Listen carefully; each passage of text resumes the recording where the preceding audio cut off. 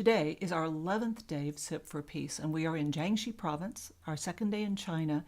And this is a province that's in southeastern China. It's surrounded by other regions, other provinces that are also really well-known tea-producing regions, each having their own unique character because of the soils and the climate and the elevation and the way in which the people pick and process their tea. Chun Mi tea, this tea was donated to the Global Tea Blend by the G.S. Haley Company, and it is called Precious Eyebrow Tea because of the way that the leaf is processed and twisted so that it has an arching appearance to it, kind of like a human eyebrow. So yesterday, Yellow Meadow tea is named for its location. Chun Mi has a legendary name for the way in which it's processed and rolled.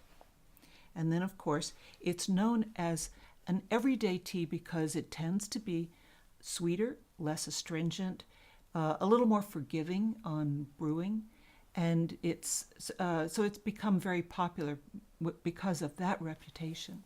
Having an awareness of where the tea grows, how it grows, what the conditions are like, what the weather's like, what the elevation is like, if it's close to the ocean or if it's in a warm climate or a cold climate, adds a lot to being able to choose a tea and finding one that really suits your taste.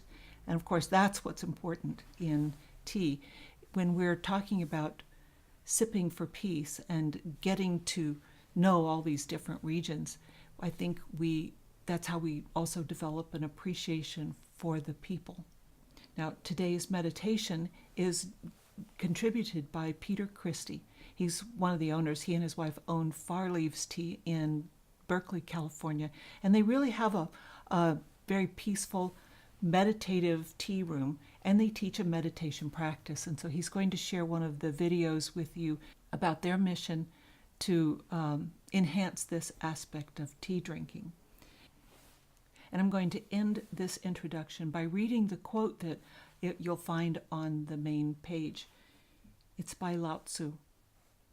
If there be peace in the world, there must be peace in the nations. If there's to be peace in the nations, there must be peace in the cities. For there to be peace in the cities, there must be peace between neighbors. If there is to be peace between neighbors, there must be peace in the home. And if there is to be peace in a home, there must be peace in the heart. This idea of the ripple is the question I want to propose for our sip-in for today, for our sipping for peace, is can we create that picture in our minds of how sipping this cup of tea together today will have this ripple from our own hearts to our families, to our friends, to our neighbors down the street, to the other people in our cities, to the people in our states and provinces and countries, and eventually out into the world.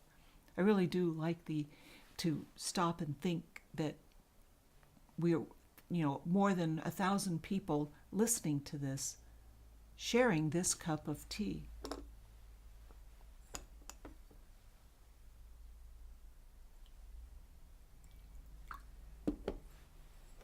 As we sip with an idea and hope for world peace.